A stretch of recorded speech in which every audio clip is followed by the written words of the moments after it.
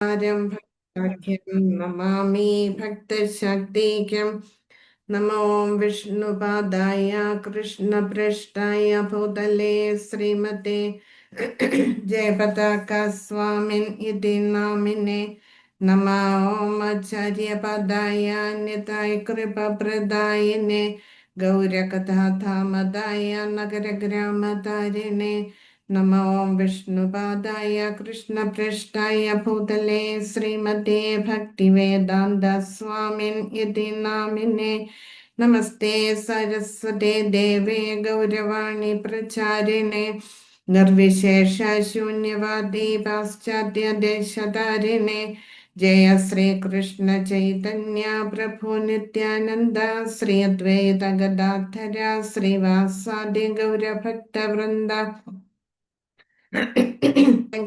गिरिं यत्कृपातमहं वन्दे श्रीगुरुं दीनतारिणं परमानन्दमाधवं श्रीचैतन्यमीश्वरं कृष्णाय वासुदेवाय देवकीनन्दनाय च नन्दगोपकुमाराय गोविन्दाय नमो नमः अनर्पितचरिं चिरात् करुणया अवतीर्ण कलो समर्पयितुम् उन्नतोज्ज्वलरसां स्वभक्तिश्रियं हरिपुरटसुन्दरद्युतिकदम्ब सन्दीपित सदा हृदयकन्दरे स्फुरतु वाशचीनन्दन राधाकृष्ण प्रणयविहृतिर्ह्लादिनी शक्तिरस्मात् एकात्मानो अविभुविभुरा देहभेदं गदौ तौ चैतन्याख्यं प्रकटमधुना तद्वयं चैक्यमाप्तं राधाभावद्युति सुवलितं नौमि कृष्णस्वरूपम् नीलाचलनिवासाय नित्याय परमात्मने श्रीबलभद्र सुभद्राभ्यां जगन्नाथाय ते नमः। ॐ नमो भगवते वासुदेवाय। ॐ नमो भगवते वासुदेवाय। ॐ नमो भगवते वासुदेवाय। हरे कृष्णा कृष्ण कृष्ण हरे हरे हरे राम राम राम हरे हरे हरि ओम तत्सत् हरे कृष्ण നമുക്ക് 51 ശ്ലോകം 51 ആദ്യ ലീല 1-ാം അധ്യായത്തിലെ 51-ാമത്തെ ശ്ലോകം. ഇനി നമ്മള് ഭാഗവതത്തിലേക്കാണ് കടക്കുന്നത്. ചതുശ്ലോകി ഭാഗവതം, അതായത് ഭാഗവതത്തിന്റെ മൂലം എന്ന് പറയുന്നത് 4 ശ്ലോകങ്ങൾ. ഇത് 2-ാമത്തെ ക്യാൻറ്റോയിലെ 9-ാമത്തെ അധ്യായത്തിലുണ്ട് ശ്ലോകങ്ങൾ. 53 മുതൽ 53, 54, 55, 56 ഇത് ശ്രീമദ് ഭാഗവതത്തിലെയാണ്. ഭാഗവതത്തിന്റെ മൂലമായിട്ടാണ് ഈ 4 ശ്ലോകങ്ങളെ കണക്കാക്കുന്നത്. ശ്ലോകം 51. ജ്ഞാനം പരമഗുഹ്യം മേ യദ്വിജ്ഞാനസമന്വിതം സരഹസ്യം തദംഗം ച ഗൃഹാണ ഗതിതം മയാ. ആരെങ്കിലും വായിക്കൂ ശ്ലോകം. ഹരേ കൃഷ്ണ. നമോ ഭഗവതേ വാസുദേവായ. ജ്ഞാനം പരമഗുഹ്യം മേ യദ്വിജ്ഞാനസമന്വിതം സരഹസ്യം തദംഗം ച ഗൃഹാണ ഗതിതം മയാ. ഹരേ കൃഷ്ണ. ഹരേ കൃഷ്ണ. ജ്ഞാനം പരമഗുഹ്യം മേ യദ്വിജ്ഞാനസമന്വിതം സരഹസ്യം തദംഗം ച ഗൃഹാണഗതിതം മയാ. ഹരേ കൃഷ്ണ മാതാജി. ഹരേ കൃഷ്ണ. ഇനി വേർഡ് ടു വേർഡ് മീനിങ്. ജ്ഞാനം അറിവ്, പരമം പരമമായ, ഗുഹ്യം രഹസ്യമായ, മേ എന്റെ, യത് ഏത്, വിജ്ഞാന സാക്ഷാത്കാരം, സമന്വിതം പൂർണ്ണമായി സമന്വയിപ്പിച്ചു, സരഹസ്യം രഹസ്യത്തോടു കൂടി, തത് അതിന്റെ, അംഗം അനുബന്ധ ഭാഗങ്ങൾ, ച ഗൃഹാണ ഗ്രഹിക്കുവാൻ ശ്രമിക്കുക, ഗതിതം വിശദീകരിച്ചു, മയ എന്നാൽ. വിവർത്തനം. വിവർത്തനവും ഭാവാർത്ഥവും ശ്രീല പ്രഭാതരുടേത്. ശ്രീല പ്രഭാത് കീ ജയ്. വിവർത്തനം. ഞാൻ ഭഗവാനോട് പറയുന്നത് ദയവായി അതീവ ശ്രദ്ധയോടെ ശ്രവിക്കുക. കാരണം എന്നെക്കുറിച്ചുള്ള അതീന്ദ്രിയ ജ്ഞാനം ശാസ്ത്രീയവും പരമരഹസ്യവുമാണ്. ഭാവാർത്ഥം. ശ്രീകൃഷ്ണനെ സംബന്ധിച്ചുള്ള അതീന്ദ്രിയ ജ്ഞാനം അവ്യക്തിഗത ബ്രഹ്മജ്ഞാനത്തെക്കാൾ അഗാധമാണ്. കാരണം അത് അവിടുത്തെ രൂപത്തെക്കുറിച്ചും വ്യക്തിത്വത്തെക്കുറിച്ചുമുള്ള അറിവ് മാത്രം അടങ്ങുന്നതല്ല, മറിച്ച് അവിടുന്നുമായി ബന്ധപ്പെട്ട എല്ലാറ്റിനെയും കുറിച്ചുള്ള ജ്ഞാനമാണ്. ശ്രീകൃഷ്ണനുമായി ബന്ധമില്ലാത്ത ഒന്നും തന്നെ നിലനിൽക്കുന്നില്ല. ഒരർത്ഥത്തിൽ ശ്രീകൃഷ്ണനല്ലാതെ മറ്റൊന്നുമില്ല. എങ്കിലും അവിടുത്തെ ആദിമ സ്വരൂപം ഒഴിച്ചുള്ളതൊന്നും അവിടുന്നല്ല താനും. ഈ ജ്ഞാനം സമ്പൂർണമായ ഒരു അതീന്ദ്രിയ ശാസ്ത്രമാണ്. ഈ ശാസ്ത്രത്തെ പറ്റിയുള്ള പൂർണ്ണജ്ഞാനം ബ്രഹ്മദേവന് നൽകാൻ വിഷ്ണു ആഗ്രഹിച്ചു. ഈ രഹസ്യജ്ഞാനം അതിൻ്റെ പാരമ്യത്തിൽ ഭഗവാനോടുള്ള വ്യക്തിപരമായ ആകർഷണത്തിലേക്ക് എത്തുകയും അതുവഴി കൃഷ്ണനല്ലാത്ത എന്തിനോടും നിസ്സംഗത വളർത്തുന്ന ഫലം ഉളവാവുകയും ചെയ്യും. ഈ തലം പുൽകുന്നതിന് 9 വ്യത്യസ്ത അതീന്ദ്രിയ മാർഗങ്ങളുണ്ട്. ശ്രവണം, കീർത്തനം, സ്മരണം, പാദസേവനം, അർച്ചനം, വന്ദനം, ദാസ്യം, സഖ്യം, ആത്മനിവേദനം എന്നിവ. ഇവ ആത്മീയ നിഗൂഢതകൾ അടങ്ങിയ ഒരേ ഭക്തിയുടെ സേവനത്തിന്റെ വ്യത്യസ്ത ഭാഗങ്ങളാണ്. താൻ ബ്രഹ്മാവിൽ സംപ്രീതനായതിനാൽ തന്റെ കാരുണ്യത്താൽ ഈ രഹസ്യങ്ങൾ വെളിവാക്കപ്പെടുമെന്ന് ഭഗവാൻ അദ്ദേഹത്തോട് പറഞ്ഞു. അപ്പൊ ഇവിടെ ശ്രീകൃഷ്ണ ഭഗവാന് ബ്രഹ്മാവിന് പറഞ്ഞു കൊടുക്കുന്നതാണ്. ഭഗവാനെ കുറിച്ചുള്ള ദിവ്യജ്ഞാനം ബ്രഹ്മാവിന്റെ ഹൃദയത്തിലേക്ക് പകരുന്നതിനെ കുറിച്ചാണ് ഈ ശ്ലോകത്തിലെ പറയുന്നത്. അപ്പൊ ഭഗവാനെ കുറിച്ചുള്ള അറിവെന്ന് പറയുന്നത് അത് സാധാരണക്കാർക്ക് മനസ്സിലാക്കിയെടുക്കാൻ സാധിക്കില്ല. അത് കാരണം എന്താണ്, ഭഗവാന്റെ അതീന്ദ്രിയ ജ്ഞാനമാണ്. അതായത് നമ്മളുടെ ഇന്ദ്രിയങ്ങൾ കൊണ്ട് മനസ്സിലാക്കിയെടുക്കാൻ ബുദ്ധിമുട്ടുള്ളതാണ്. നമ്മുടെ ഭൗതികമായിട്ടുള്ള ഇന്ദ്രിയങ്ങൾക്കും അപ്പുറത്തുള്ള കാര്യങ്ങളാണ്. അത് മനസ്സിലാക്കുക അത്ര എളുപ്പമല്ല.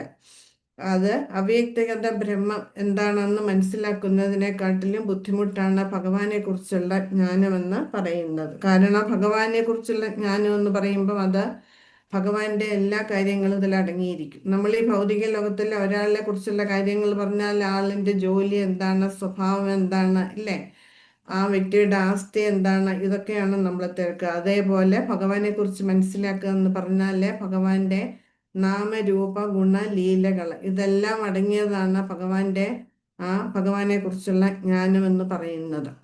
ഇത് അത്ര വേഗം മനസ്സിലാക്കിയെടുക്കാൻ നമുക്ക് ആർക്കും സാധിക്കില്ല. അപ്പൊ ഭഗവാനുമായിട്ട് ബന്ധമുള്ള എല്ലാത്തിനെയും കുറിച്ചുള്ള ജ്ഞാനമാണ്. അപ്പൊ ഭഗവാനുമായിട്ട് ബന്ധമില്ലാത്തതൊന്നും ഒന്നിനും നിലനിൽപ്പില്ല എന്ന് നമ്മൾ മനസ്സിലാക്കിയതാണ്, ഇല്ലേ. അപ്പൊ ഭഗവാനല്ലാതെ ഒന്നുമേ ഇല്ല. ശാശ്വതമായിട്ടുള്ളത് ആര് മാത്രമാണ്? ഭഗവാൻ മാത്രമാണ്. ബാക്കിയുള്ളതൊക്കെ താൽക്കാലികമാണ്. അപ്പം ഭഗവാന്റെ എന്ന് പറയുന്നത് അനാദിയാണ്, ആദി പുരുഷനാണ്, ഗോവിന്ദനാണ് ഭഗവാൻ. ഈ ജ്ഞാനം, ഈ അറിവെന്ന് പറയുന്നത് എന്താണ്? അതീന്ദ്രിയ ശാസ്ത്രം എന്നാണ് പറയുന്നത്. അപ്പൊ അത് ബ്രഹ്മാവിനെ ഉപദേശിച്ചു കൊടുക്കുകയാണ്. നമ്മൾ കഴിഞ്ഞ ശ്ലോകത്തിൽ കണ്ടു, ബ്രഹ്മാവിനോട് ബ്രഹ്മാവ് താമരപ്പൂവിന്റെ ഇതളിൽ താമരപ്പൂവിനകത്തിരുന്നു കൊണ്ട് ചുറ്റുപാട് നിരീക്ഷിച്ചപ്പോൾ എന്താണ്? ഇരുട്ടാണ്.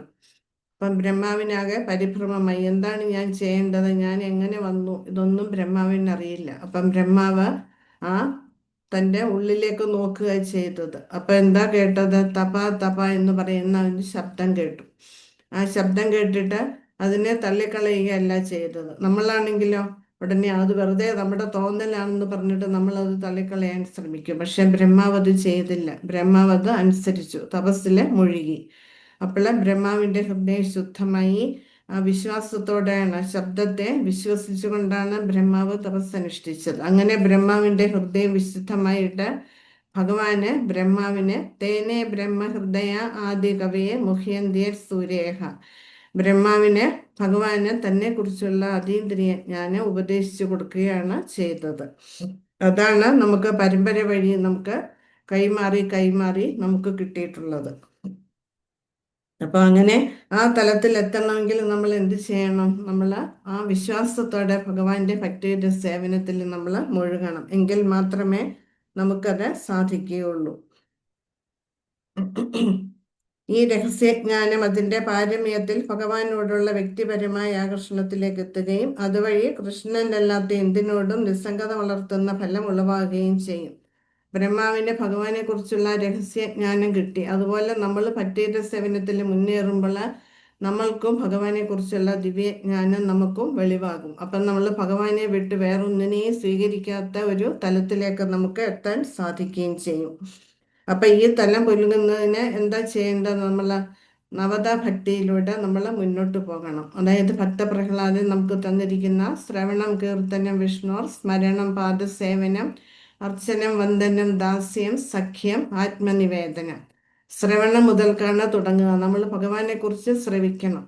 ശ്രവിച്ച് അത് കേട്ട് മനനം ചെയ്ത് നമ്മളുടെ ബുദ്ധിയിൽ അത് ഉൾക്കൊള്ളാൻ നമ്മൾ ശ്രമിക്കണം.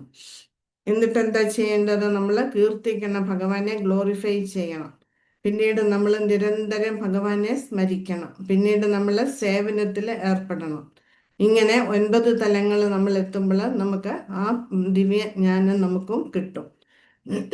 ഇത് ഭക്തിയുടെ സേവനത്തിന്റെ വ്യത്യസ്ത ഭാഗങ്ങളായിട്ടാണ് ഈ നവത ഭക്തിയെ കണക്കാക്കുന്നത്. അപ്പം ബ്രഹ്മാവിന്റെ ആ തപസ്സിലെ ഭഗവാന് സന്തുഷ്ടനായിട്ട് ഭഗവാനെ കുറിച്ചുള്ള കാര്യങ്ങള് ബ്രഹ്മാവിന് പറഞ്ഞു കൊടുത്തു. ശ്രീമദ് ഭാഗവതത്തിൽ പറയുന്നുണ്ട്, തസ്മാദേകേന മനസ്സ ഭഗവാൻ സാത്വതാംപതി ശ്രോതവ്യ കീർത്തിതവ്യശ്ച ധ്യേയ പൂജ്യശ്ച നിത്യത. അതായത് സാത്വതാംപതി, അതായത് സാധുക്കളുടെ പതിയാണ് ആര്? ഭഗവാൻ, ശ്രീകൃഷ്ണ ഭഗവാൻ. അങ്ങനെയുള്ള ശ്രീകൃഷ്ണ ഭഗവാനെ നമ്മൾ എങ്ങനെ ആരാധിക്കണം? ശ്രോതവ്യ കീർത്തിതവ്യശ്ച, ഭഗവാനെ കുറിച്ച് ശ്രവിക്കണം.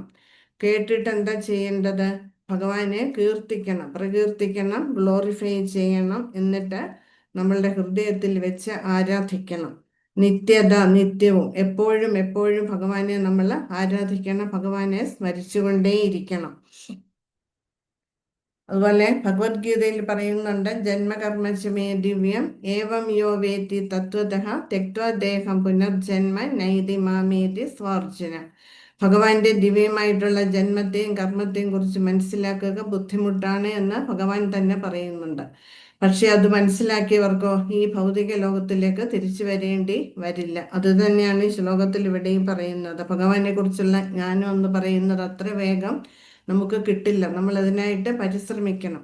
സേവനം ചെയ്ത് നമ്മൾ മുന്നോട്ട് പോയെങ്കിൽ മാത്രമേ നമുക്ക് ഭഗവാനെ കുറിച്ചുള്ള ജ്ഞാനം നമ്മുടെ ഉള്ളില് വെളിവാക്കി കിട്ടുകയുള്ളൂ. അങ്ങനെ വെളിവാക്കി കിട്ടിക്കഴിഞ്ഞാൽ നമുക്ക് തിരിച്ച് ഈ ഭൗതിക ലോകത്തിലേക്ക്, അതായത് ദുഃഖാലയം അശാശ്വതം എന്ന് പറയുന്ന ഈ ഭൗതിക ലോകത്തിലേക്ക് ഒരു തിരിച്ചുവരവ് ഉണ്ടാവില്ല. ഇനി അടുത്ത ശ്ലോകം. ഹരേ കൃഷ്ണ. ഇതിനു മുമ്പ് 2 ക്ലാസ്സിന് മുൻപ് ഞാൻ മീനകേതന രാംദാസിനെ കുറിച്ച് പറഞ്ഞിരുന്നു. നിങ്ങൾക്ക് ഓർമ്മയുണ്ടാകുമെന്ന് വിചാരിക്കുന്നു. അതില് കൃഷ്ണദാസ് കവിരാജ ഗോസ്വാമിയുടെ ഭവനത്തിലെ പൂജാരിയുടെ പേര് ഞാൻ നരഹരി ഠാക്കൂർ എന്നാണ് പറഞ്ഞത്. നരഹരി ഠാക്കൂർ അല്ല, ഗുണാർണവ മിശ്രയാണ്. അതെനിക്ക് തെറ്റുപറ്റിയതാണ്. ഞാൻ കഴിഞ്ഞ ക്ലാസ്സിൽ അത് പറയണമെന്ന് വിചാരിച്ച് വിട്ടുപോയി. മഹാപ്രഭുവിനെ കുറിച്ച് പറഞ്ഞ് ഞാൻ ഇത് വിട്ടു. കാരണം ചൈതന്യ ചരിതാമൃതത്തിൽ നമുക്ക് പോകെ കാണാം, ധാരാളം പേരുകൾ വരുന്നുണ്ട്. അപ്പൊ അങ്ങോട്ടും ഇങ്ങോട്ടും അത് മാറിപ്പോകും. അങ്ങനെ പറ്റിയതാണ്. ഗുണാർണവ മിശ്രയാണ് കൃഷ്ണദാസ് കവിരാജ ഗോസ്വാമിയുടെ ഭവനത്തിലെ പൂജാരിയായിരുന്നത്.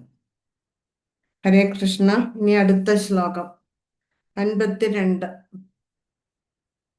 യാവാനഹം യഥാ ഭാവോ യദ്രൂപഗുണകർമ്മകഃ തഥൈവ തത്വവിജ്ഞാനം അസ്തു തേ മദനുഗ്രഹാത്. വായിക്കൂ, ആരെങ്കിലും ശ്ലോകം വായിക്കൂ. ഹരേ കൃഷ്ണ.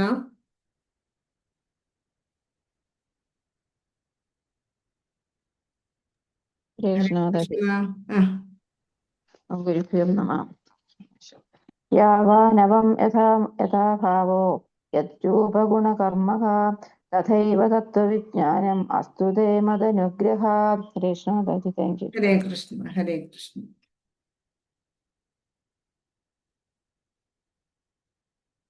ഇനി ആരെങ്കിലും വായിക്കുന്നുണ്ടോ? ഓം നമോ ഭഗവതേ വാസുദേവായ. യവാനഹം യഥോ ഭാവോ യദ്രൂപഗുണകർമ്മക തദൈവ തത്വവിജ്ഞാനം അസ്തു മേ മദനുഗ്രഹാത്. ഹരേ കൃഷ്ണ മാതാജി. ഹരേ കൃഷ്ണ. യാവാൻ ഞാൻ എൻ്റെ ശാശ്വത രൂപത്തിലായതിനാൽ, അഹം ഞാൻ, യഥാ ഏതെല്ലാം രീതിയിൽ, ഭാവഃ അതീന്ദ്രിയ അസ്തിത്വം, യത് എന്തെല്ലാം, രൂപ വിവിധ രൂപങ്ങളും വർണ്ണങ്ങളും, ഗുണങ്ങൾ, കർമ്മകഃ കർമ്മങ്ങൾ, തഥായേവ ശരിക്കും അതുപോലെ, തത്വവിജ്ഞാനം വാസ്തവത്തിലുള്ള സാക്ഷാത്കാരം, അസ്തു ഭവിക്കട്ടെ, തേ ഭവാന്റെ, മത് എന്റെ, അനുഗ്രഹാത് അഹൈതുകമായ കാരുണ്യത്താൽ. വിവർത്തനം. എന്റെ അഹേതുക കാരുണ്യത്താൽ എന്റെ അസ്തിത്വം, രൂപം, ഗുണങ്ങൾ, പ്രവൃത്തികൾ ഇവയെക്കുറിച്ചെല്ലാം നിങ്ങൾക്ക് ശരിയായ സാക്ഷാത്കാരം ഉണ്ടാകട്ടെ. ഭാവാർത്ഥം: ഭഗവാന്റെ അതീന്ദ്രിയ വ്യക്തിരൂപങ്ങൾ ദുർഗ്രാഹ്യമാണ്. ഭൗതിക പദാർത്ഥ നിർമ്മിതമായ ഏതിൽ നിന്നും തികച്ചും വ്യത്യസ്തമായ ഈ രൂപങ്ങളുടെ ലക്ഷണങ്ങളും നിഗൂഢമാണ്. ശ്യാമസുന്ദരൻ, നാരായണൻ, രാമൻ, ഗൗരസുന്ദരൻ തുടങ്ങിയ എണ്ണമറ്റ രൂപങ്ങൾ, ഈ രൂപങ്ങളുടെ വർണ്ണങ്ങൾ ശ്വേതവർണം, രക്തവർണം, പീതവർണം, കാർമേഘവർണം തുടങ്ങിയവ പരിശുദ്ധ ഭക്തന്മാരോട് വിനിമയം നടത്തുന്ന പരമപുരുഷനും ശുഷ്ക ഊഹാപോഹവാദികൾക്ക് അവ്യക്തിഗത ബ്രഹ്മവുമായി കാഴ്ച നൽകുന്ന അവിടുത്തെ ഗുണങ്ങൾ, ഗോവർദ്ധനോദ്ധാരണം, ദ്വാരകയിൽ 16,000-ൽ പരം റാണിമാരെ വിവാഹം ചെയ്തത്, വ്രജത്തിലെ തരുണിമാരുമൊത്ത രാസനൃത്തമാടിയതും, നൃത്തത്തിൽ എത്ര യുവതികൾ ഉണ്ടായിരുന്നു അത്രയും രൂപങ്ങളിൽ സ്വയം വിസ്തരിച്ചതും, ഇവയും എണ്ണമറ്റ മറ്റ് അസാധാരണ പ്രവൃത്തികളുമെല്ലാം ദുർഗ്രാഹ്യങ്ങളാണ്. അപ്പൊ ഇവിടെ പറയുന്നുണ്ട് ഭഗവാന്റെ അതീന്ദ്രിയ വ്യക്തിരൂപങ്ങൾ, അതായത് വിസ്തരണങ്ങൾ ദുർഗ്രാഹ്യമാണ്, നമുക്ക് അത്ര വേഗം മനസ്സിലാക്കാൻ സാധിക്കില്ല എന്നിവിടെ എടുത്ത് പറയുന്നുണ്ട്. ഭൗതിക പദാർത്ഥങ്ങളിൽ നിന്നും തികച്ചും വ്യത്യസ്തമാണ് ഭഗവാന്റെ വിസ്തരണങ്ങള്, ഭഗവാന്റെ രൂപങ്ങൾ, അവയുടെ ലക്ഷണങ്ങൾ. ഇവയെല്ലാം നിഗൂഢമായിട്ടുള്ള കാര്യങ്ങളാണ്, അതീവ രഹസ്യമായിട്ടുള്ള കാര്യങ്ങളാണ്. അതിലിവിടെ ഉദാഹരണം പറയുന്നുണ്ട്. ശ്യാമസുന്ദരൻ, നാരായണൻ, രാമൻ, ഗൗരസുന്ദരൻ തുടങ്ങിയ എണ്ണമറ്റ വിവിധ രൂപങ്ങൾ. അപ്പം നമ്മുടെ ശാസ്ത്രങ്ങളിലെല്ലാം ഭഗവാനെ കുറിച്ച് പറയുന്നുണ്ട്. പരമസത്യം ആരാണ്, എന്താണ് എന്ന് പറയുന്നുണ്ട്. അപ്പൊ ഇത് നമുക്ക് മനസ്സിലാക്കി എടുക്കണമെങ്കിൽ നമുക്ക് ആരുടെയെങ്കിലും സഹായം വേണം. അത് മനസ്സിലാക്കാൻ ബുദ്ധിമുട്ടാണ്. അപ്പം ഭഗവാനും നമ്മളെ പോലെ ഒരു വ്യക്തിയാണ്, പക്ഷെ വ്യത്യാസമുണ്ട്. നമ്മളൊക്കെ ഭഗവാൻ സച്ചിദാനന്ദ സ്വരൂപനാണ്. സത്ത്, ചിത്ത്, ആനന്ദം, ഇതാണ് ഭഗവാന്റെ രൂപമെന്ന് പറയുന്നത്. നമ്മള് നിരാനന്ദമാണ്, അചിത്ത് ഇല്ലേ, അസത്ത്, നിരാനന്ദം, ഇതാണ് നമ്മളുടെ ശരീരമെന്ന് പറയുന്നത്. നമ്മളുടെ പഞ്ചഭൂതങ്ങൾ കൊണ്ടാണ് നമ്മളുടെ ശരീരം നിർമ്മിച്ചിരിക്കുന്നത്. പക്ഷെ ഭഗവാന്റെ ശരീരം എന്ന് പറയുന്നത് അതീന്ദ്രിയമാണ്, സച്ചിദാനന്ദ സ്വരൂപനാണ് ഭഗവാൻ. അപ്പൊ അങ്ങനെയുള്ള ഭഗവാനെ മനസ്സിലാക്കാൻ നമ്മളുടെ ഭൗതികമായിട്ടുള്ള ഇന്ദ്രിയങ്ങൾ കൊണ്ട് നമുക്കൊരിക്കലും സാധിക്കില്ല. ഭഗവാന് അനേകം രൂപങ്ങളുണ്ട്. അതിൽ ചില ഉദാഹരണങ്ങളാണ് ഇവിടെ പറയുന്നത്. ശ്യാമസുന്ദരൻ, നാരായണൻ, രാമൻ, ഗൗരസുന്ദരൻ തുടങ്ങിയവ. അതായത് ശ്യാമസുന്ദരൻ, നമുക്കറിയാം ഭഗവാന്റെ നിറം എന്താണ്, കാർമേഘവർണ്ണനാണ് ഇല്ലേ, കാർമേഘവർണ്ണമാണ്. പിന്നെ നാരായണന് ശ്വേതവർണ്ണമാണ്. അതായത് യുഗാവതാരം, നമ്മൾ കഴിഞ്ഞ ക്ലാസ്സിൽ പറഞ്ഞു, ഓരോ യുഗത്തിലും ഒക്കെ അവതാരങ്ങൾ എടുക്കുന്നുണ്ട്, അനന്തമായിട്ടുള്ള അവതാരങ്ങൾ എടുക്കുന്നുണ്ട്. അപ്പൊ ഓരോ യുഗത്തിലുള്ള യുഗാവതാരങ്ങൾക്കും നിറത്തിന് വ്യത്യാസം ഉണ്ടാവും. എല്ലാ യുഗങ്ങളിലും ഒരേ നിറം ആയിരിക്കില്ല. പിന്നീട് രാമൻ, ശ്രീരാമന് ഈ കഴിഞ്ഞ യുഗത്തില്, ത്രേതായുഗത്തില് പച്ച നിറമായിരുന്നു. അതേസമയം മറ്റുള്ള യുഗങ്ങളിലാണെങ്കിലോ ചുവപ്പ് നിറം. അതിന് മുൻപുള്ള യുഗത്തില് ചുവപ്പ് നിറത്തിലാണ് ശ്രീരാമാവതാരം. അതുപോലെ ഇവിടെ ഗൗരസുന്ദരൻ നമുക്കറിയാം സുവർണ നിറത്തിലാണ് ഇല്ലേ, പീത നിറം, മഞ്ഞ നിറം, അതായത് സുവർണ നിറം. അപ്പൊ ഇങ്ങനെ ഓരോ യുഗത്തിലും ആ അവതാരങ്ങൾക്കനുസരിച്ചിട്ടാണ് ഭഗവാന്റെ ശരീരത്തിന്റെ നിറമെന്ന് പറയുന്നത്, വ്യത്യാസമുണ്ടാവാം. പരിശുദ്ധ ഭക്തരോട് വിനിമയം നടത്തുന്ന പരമപുരുഷനും ശുഷ്ക ഊഹാപോഹവാദികൾക്ക് അവ്യക്തിഗത ബ്രഹ്മവുമായി കാഴ്ച നൽകുന്ന അവിടുത്തെ ഗുണങ്ങൾ. അതായത് ഭഗവാനെ മനസ്സിലാക്കാൻ ബുദ്ധിമുട്ടാണെന്ന് നമ്മൾ കണ്ടു. നമുക്ക് മാനസികമായിട്ടുള്ള ഊഹാപോഹങ്ങൾ കൊണ്ട് നമുക്കൊരിക്കലും ഭഗവാനെ മനസ്സിലാക്കാൻ സാധിക്കില്ല. അങ്ങനെയുള്ള മായാവാദികള്, ഊഹാപോഹവാദികള്, അവര് ഭഗവാനെ എന്തായിട്ടാണ് കണക്കാക്കുന്നത്, അവ്യക്തിഗത ബ്രഹ്മം.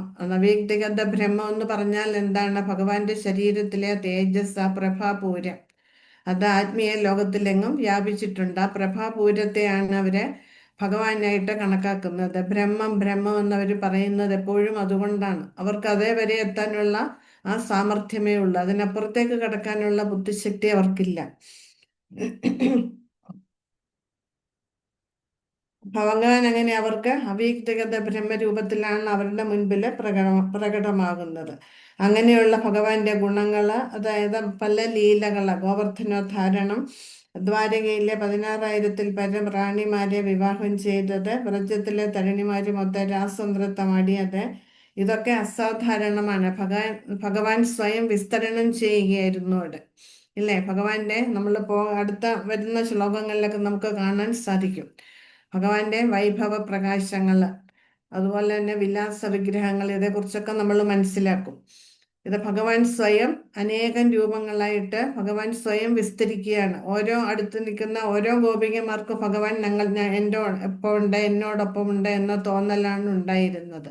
അതുപോലെ 16,108 പത്നിമാർക്കും തങ്ങളോടൊപ്പം ഭഗവാൻ ഉണ്ട് എന്നുള്ള തോന്നലാണ്. ഇതെല്ലാം ഭഗവാന്റെ വിസ്തരണങ്ങളാണ്. ഇതൊക്കെ മനസ്സിലാക്കി എടുക്കുക നിസ്സാര കാര്യമല്ല, ഇത് വളരെ ബുദ്ധിമുട്ടുള്ള കാര്യമാണ്. അപ്പൊ ഇതെല്ലാം രഹസ്യങ്ങളാണ്. അത് ഈ ലോകമെമ്പാടും കാണുന്ന മായാവാദി പണ്ഡിതന്മാർക്കൊന്നും അവർ അനേകം രീതിയിൽ ഭഗവാനെ വ്യാഖ്യാനിക്കാന്, ഭഗവാന്റെ ഈ ലീലകളെ വ്യാഖ്യാനിക്കാന് ശ്രമിച്ചിട്ടുണ്ട്. പക്ഷെ അതൊക്കെ ശരിയായിട്ടുള്ള രൂപത്തിലല്ല. നമുക്കറിയാം ഭഗവത്ഗീതയ്ക്ക് എത്രയോ ഭാഷ്യങ്ങളുണ്ട്, അല്ലെ? ഒരുപാട് ഭാഷ്യങ്ങൾ എഴുതിയിട്ടുണ്ട്. പക്ഷെ അതെല്ലാം നമുക്ക് വായിക്കുമ്പോൾ ഏത് മനസ്സിലാകും അതൊക്കെ തെറ്റാണ് എന്ന്. ഇത് എല്ലാവരെ കൊണ്ടും സാധിക്കില്ല. ഭഗവാന്റെ നിഗൂഢതകളിലേക്ക് ഇറങ്ങിച്ചെന്ന് ഭഗവാനെ മനസ്സിലാക്കുക എന്ന് പറയുന്നത് ബുദ്ധിമുട്ടുള്ള കാര്യമാണ്. അതിനെന്ത് വേണം? ഭഗവാന്റെ കാരുണ്യം വേണം, പരമ്പരയിൽപ്പെട്ട ഗുരുവിന്റെ കൃപ വേണം. എങ്കിൽ മാത്രമേ ഭഗവാനെ മനസ്സിലാക്കിയെടുക്കാൻ നമ്മൾക്ക് സാധിക്കുള്ളൂ. നമ്മളുടെ ഉള്ളിൽ അതിനുള്ള ആഗ്രഹം വേണം. നമ്മൾക്ക് ഭഗവാനെ കൂടുതൽ കൂടുതൽ അറിയണം എന്നുള്ള ഒരു ആഗ്രഹം വരണം. അങ്ങനെ നമ്മൾ ഉത്സുകരാണെങ്കിൽ മാത്രമേ ഭഗവാനും നമ്മൾക്കത് വെളിവാക്കി തരാന് തയ്യാറാവുള്ളൂ. അപ്പം നമുക്ക് സ്പെക്കുലേഷൻ കൊണ്ട്, അതായത് മാനസികമായിട്ടുള്ള ഊഹാപോഹങ്ങൾ കൊണ്ട് ഒരിക്കലും ഭഗവാനെ മനസ്സിലാക്കിയെടുക്കുക എന്ന് പറയുന്നത് നടക്കില്ല. അപ്പം നമുക്ക് അങ്ങനെ ഭഗവാനെ കുറിച്ചുള്ള നിഗൂഢതകളിലേക്ക്, രഹസ്യങ്ങളിലേക്ക് കടന്നു ചെല്ലാൻ നമുക്കൊരിക്കലും സ്വയം സാധിക്കില്ല. നമുക്ക് സ്വന്തമായിട്ട് വിചാരിച്ചാൽ ഭഗവാനെ മനസ്സിലാക്കാൻ നമുക്കൊരിക്കലും സാധിക്കില്ല. നമുക്ക് നമ്മളുടെ ഗുരുവിന്റെ സഹായം വേണം, ഭഗവാന്റെ കൃപയും വേണം, എങ്കിലേ നമുക്ക് സാധിക്കുള്ളൂ. അപ്പം ഭഗവാന്റെ നിർദ്ദേശങ്ങൾ അനുസരിക്കാൻ നമ്മൾ തയ്യാറായാൽ, അതായത് ഭഗവത്ഗീത, ശ്രീമദ് ഭാഗവതം മുതലായവ നമ്മൾ മനസ്സിലാക്കാൻ ശ്രമിക്കുകയാണെങ്കിൽ, അത് എങ്ങനെ വേണം? വിനയത്തോടെ, നമുക്കൊന്നും അറിയില്ല എന്നുള്ള ഭാവത്തോടെ ഈ ഗ്രന്ഥങ്ങളെ സമീപിക്കുകയാണെങ്കിൽ നമുക്ക് തീർച്ചയായിട്ടും ഭഗവാനെ മനസ്സിലാക്കി എടുക്കാന് നമുക്ക് സാധിക്കും. അങ്ങനെ ആ പരമസത്യം എന്താണെന്ന് നമുക്ക് മനസ്സിലാക്കാന് സാധിക്കും. ഈ രഹസ്യങ്ങളുടെ സത്യം അവരോഹണ ജ്ഞാന പ്രക്രിയയിലൂടെ ആരോഹണ പ്രക്രിയയുടെ സഹായം കൂടാതെ ബ്രഹ്മാവിന് വെളിപ്പെടുത്തപ്പെട്ടു. ബ്രഹ്മാവ് ഭഗവാനിൽ വിശ്വാസം അർപ്പിച്ച് ഭഗവാന്റെ വാക്കുകളെ പരിപൂർണമായിട്ട് വിശ്വസിച്ചുകൊണ്ട് അതിനെ അനുസരിക്കാൻ തയ്യാറായി. അതുകൊണ്ട് ഭഗവത് ജ്ഞാനം ബ്രഹ്മാവിന് വെളിപ്പെടുത്തി കൊടുത്തു ഭഗവാൻ.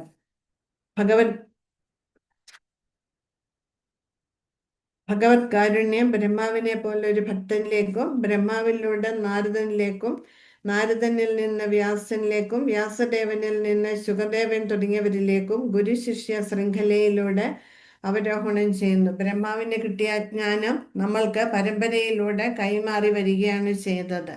നമുക്കറിയാം വൈഷ്ണവ ഗീതങ്ങളിൽ പരമ്പര കൊടുത്തിട്ടുണ്ട്. ബ്രഹ്മാവ്, നാരദൻ, വ്യാസൻ, അങ്ങനെ ശ്രീല പ്രഭുപാദർ വരെ എത്തി നിൽക്കുകയാണ് നമ്മളുടെ പരമ്പര. അപ്പൊ അങ്ങനെ ഗുരുശിഷ്യ പരമ്പരയിലൂടെ, ആധികാരികമായ ഗുരുശിഷ്യ പരമ്പരയിലൂടെ മാത്രമേ ഭഗവാനെ കുറിച്ചുള്ള അറിവ് നമുക്ക് വെളിവാക്കിയെടുക്കാന് സാധിക്കുള്ളൂ. നമ്മുടെ ഭൗതിക ഉദ്യമങ്ങളിലൂടെ ഭഗവാന്റെ രഹസ്യങ്ങൾ കണ്ടെത്താനാവില്ല. നമ്മുടെ ഭൗതികമായിട്ട് നമ്മൾ പരിശ്രമിച്ചു കഴിഞ്ഞാൽ നമുക്കൊരിക്കലും ഭഗവാനെ മനസ്സിലാക്കാന് സാധിക്കില്ല. അത് ഭഗവാന്റെ കൃപ കൊണ്ട് മാത്രം ഭഗവാന്റെ പരിശുദ്ധ ഭക്തന്മാർക്ക് ഭഗവാൻ വെളിപ്പെടുത്തി കൊടുക്കുകയാണ് ചെയ്യുന്നത്. അപ്പം നമ്മളും ഭഗവാനെ ഭക്തിയുടെ സേവനം ചെയ്ത് നമ്മൾ മുന്നോട്ട് പോവുകയാണെങ്കിൽ നമുക്കും അല്പാൽപമായിട്ട് ഭഗവത് ജ്ഞാനം നമുക്കും വെളിവായി കിട്ടും. ഈ രഹസ്യങ്ങൾ വിവിധ നിലവാരത്തിലുള്ള ഭക്തർക്ക് അവരവരുടെ സേവന മനോഭാവത്തിന്റെ വികാസത്തിന്റെ അനുപാതമനുസരിച്ച് വെളിപ്പെടും. അതായത് മുകളിൽ പ്രതിപാദിച്ച ശ്രവണ കീർത്തനാദി സേവനവും വിധേയ മനോഭാവങ്ങളും ഇല്ലാതെ തങ്ങളുടെ അല്പജ്ഞാനത്തിന്റെയും അനാരോഗ്യപരമായ ഊഹാപോഹശീലത്തിന്റെയും ശക്തിയെ ആശ്രയിക്കുന്ന അവ്യക്തിഗതവാദികൾക്ക് പരമസത്യം അതീന്ദ്രിയ വ്യക്തിയായി നിലകൊള്ളുന്നതും ഭൗതിക തന്മാത്രകളുടെ കലർപ്പറ്റതായ അതീന്ദ്രിയ മേഖലയിലേക്ക് പ്രവേശിക്കാനാവില്ല. അതായത് എനിക്കെല്ലാം അറിയാം എന്നുള്ളൊരു ഭാവത്തോടെ ഞാൻ ഗീത വായിച്ചിട്ടുണ്ട്, ഭാഗവതം വായിച്ചിട്ടുണ്ട്, എനിക്കെല്ലാം അറിയാം എന്നുള്ളൊരു മനോഭാവത്തോടെ ഇവയെ സമീപിച്ചു കഴിഞ്ഞാൽ ഭഗവാനെ മനസ്സിലാക്കാൻ നമുക്കൊരിക്കലും സാധിക്കില്ല. അതിന് നമുക്കൊന്നും അറിയില്ല എന്നുള്ള ഒരു വിനയം, ആ ഒരു ഭാവം നമ്മളുടെ ഉള്ളിൽ വരണം.